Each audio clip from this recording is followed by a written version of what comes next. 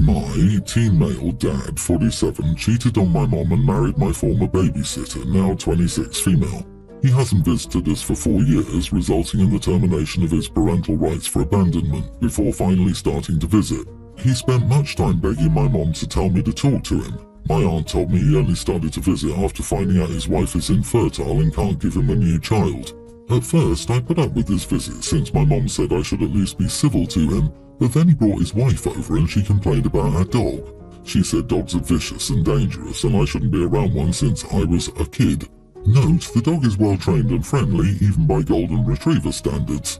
My mom refused to say anything even as this woman called her a bad mom, so I told my dad's wife that this is our house and if she doesn't like our dog she can leave because it's not her place.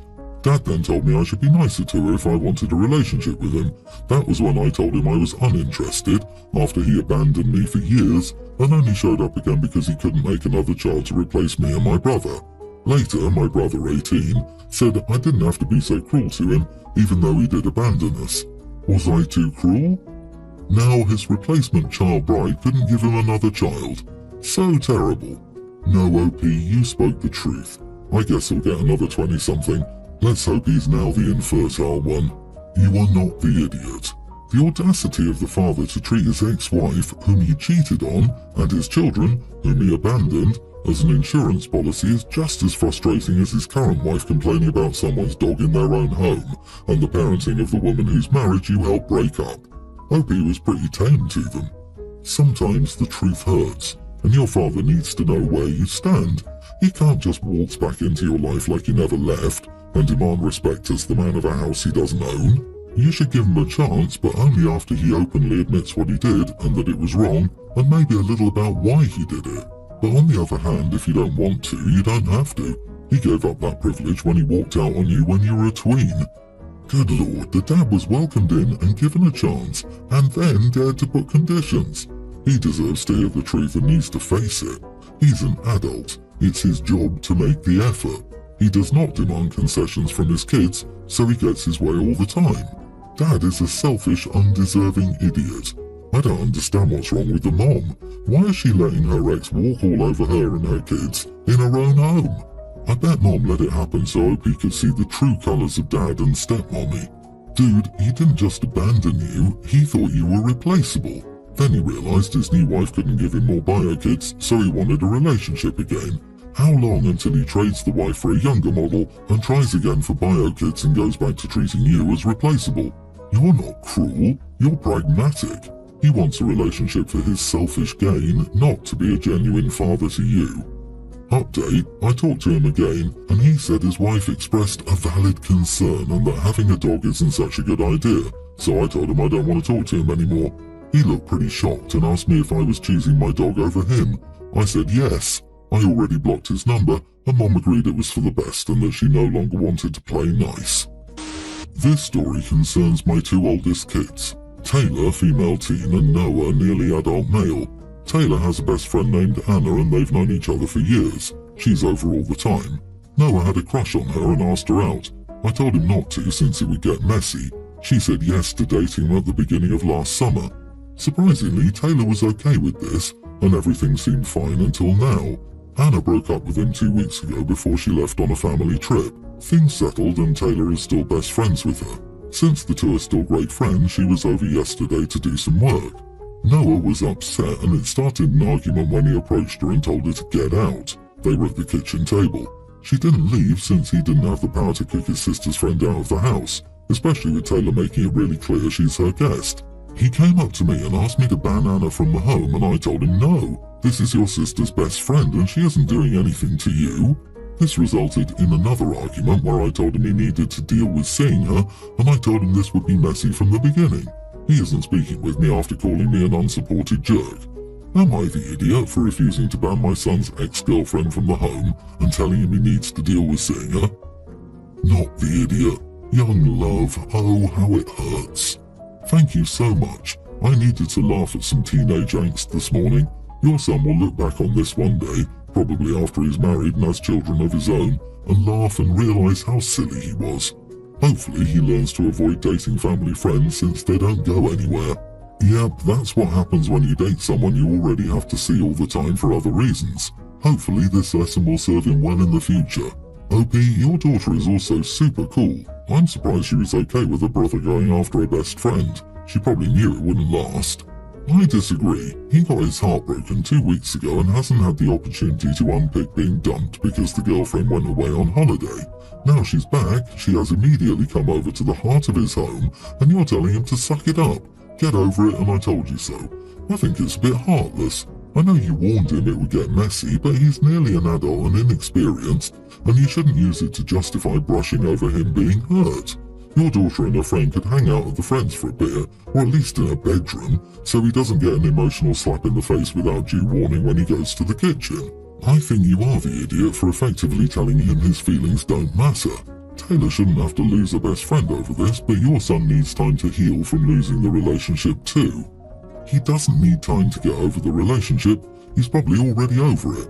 He was just mad because he felt like since she broke up with him, his sister and his mom should have been mad at her and not still have her come over to the house. He was acting like a petulant child who had to return a favourite toy and then didn't want the person with said toy to still hang around. Thanksgiving is coming up and it's our turn to host. I'm from Montana. I met my wife while I was stationed in Southern California, and my wife decided to move back to Montana with me. I own a bison ranch. I've always been an avid hunter and fisherman. My house is very old style, almost like a hunting cabin, and I have taxidermized heads of several deer, antelope and a bull moose. My wife grew up in a very liberal, artsy hippie home in San Francisco. Her family are militant vegans and atheists and are unbearable to be around. I don't mind people with different lifestyles as long as they don't bother me. They're the type of people who basically always talk about being vegan and atheists.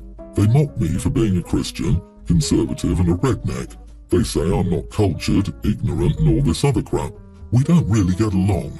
I usually just try to keep the peace, but they always like to pick fights with me, and when I don't bite, they continue to push it. They say I brainwashed her daughter because she votes the same way as I do, loves fishing and hunting, goes to church with me, and prefers Montana over California. So here's the conflict. My wife wants me to remove all the taxidermies, the crucifixes, the rifle I hang on the wall, and anything related to hunting, fishing, religion, or whatever they hate to appease her family. I told her no, that they're in my home and they don't have a right to change it. She said she understands this is frustrating, but she would like to maintain a good relationship with her family and that this could avoid some conflicts. The final straw was when she asked me to make a tofurkey, or whatever this dumb tofu turkey is called. I always make turduckens, but this time I plan on doing a 4-bird roast. My sister, her family and my parents are also coming over, and none want this vegan crap. I told my wife her family can bring their own vegan food, there'll be vegan sides, vegetables, mashed potatoes, stuffing and other stuff, but that's not enough. We keep having arguments about this. I think I'm on the right because it's my house and more of my family than her family will be there. My family loves my wife, but her family treats me like crap, so it's frustrating. Am I the idiot for refusing to appease my wife's vegan and atheist family for Thanksgiving? Judging by your tone, I would say everyone's the idiot here. Her family for mocking your religion, your wife for trying to get you to take down your decorations, and you for speaking in this vegan crap tone. None of you respect each other.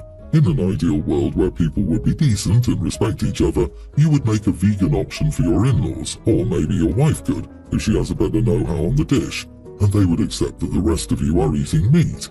If you want to take the high road, make sure there is a vegan option for them at least. I can't imagine that any of these people want to spend time together. Ideally, everyone would respect each other's views and preferences, but based on the story, that will never happen. OP, why are you, or maybe your wife, trying to force this? Why not just have Thanksgiving with your family and then go to see your wife's family another time? You are the idiot, as you appear to dismiss what your wife wants.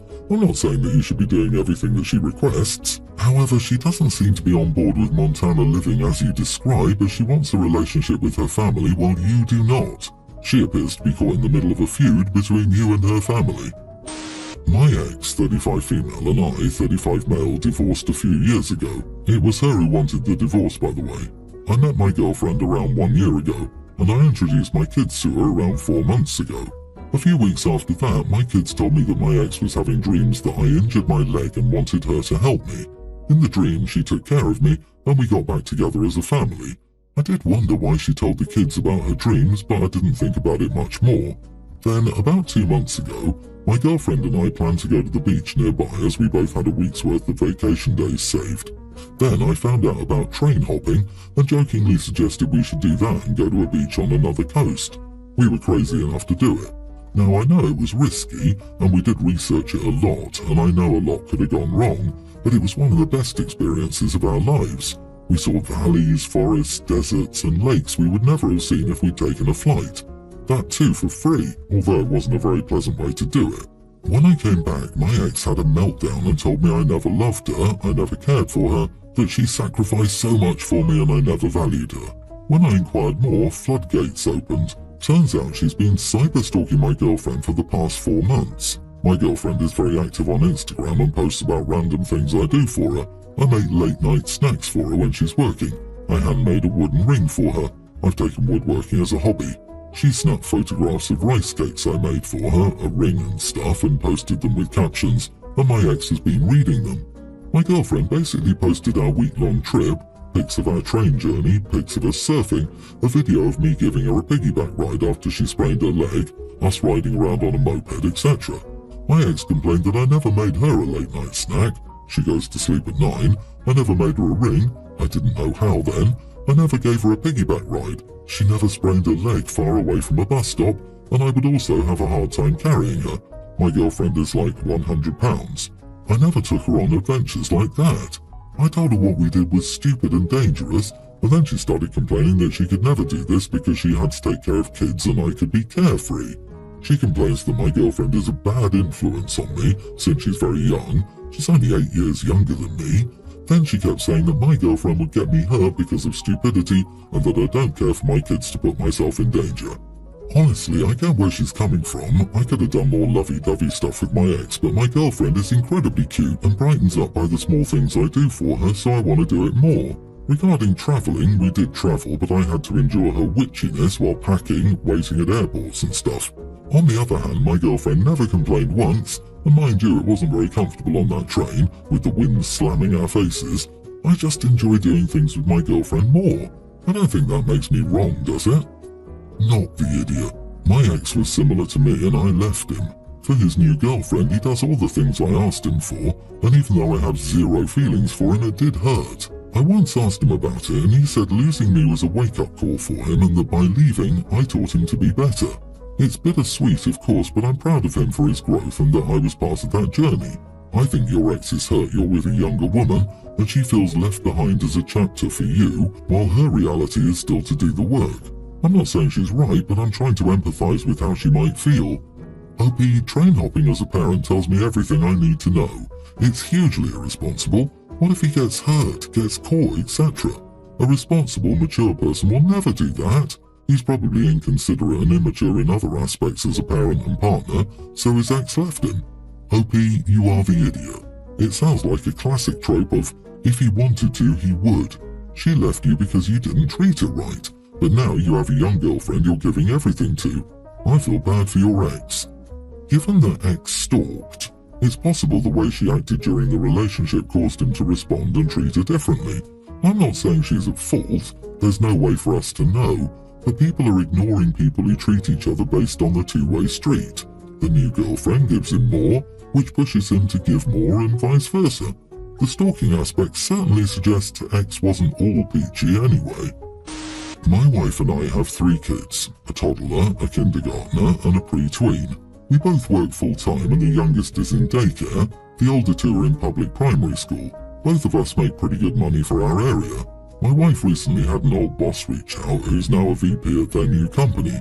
They're hiring for a director position that would pay about the same but offer a fancier title. The thing about this job is it would require extensive travel, both internationally and domestically. She would be on the road roughly 50 to 75% of the time. She got the offer last week and asked me what I thought. I was honest that I'm not cool with her taking a job like that while the kids are so young. With both of us at home and working full time, my hands are full enough as it is, and I can't imagine how it would be to basically be a single parent 50 to 75% of the time. She was very upset as she hadn't travelled a ton in her life, and this would be an opportunity to do a lot of it on the company's dime. I told her that, as a compromise, we should find other areas in our budget to cut back on to try to do more travel together. She's mad at me and saying I'm being unsupportive of her dreams. Personally, I feel like she's an unsupportive spouse and co-parent who wants to put all of the parenting on me the majority of the time. Am I the idiot? Not the idiot. The pay is the same and the benefits are worse, which equals a downgrade in overall compensation. With your wife being away that much, your household expenses will likely rise, occasional childcare, increased eating out, buying new things because neither of you has time to repair.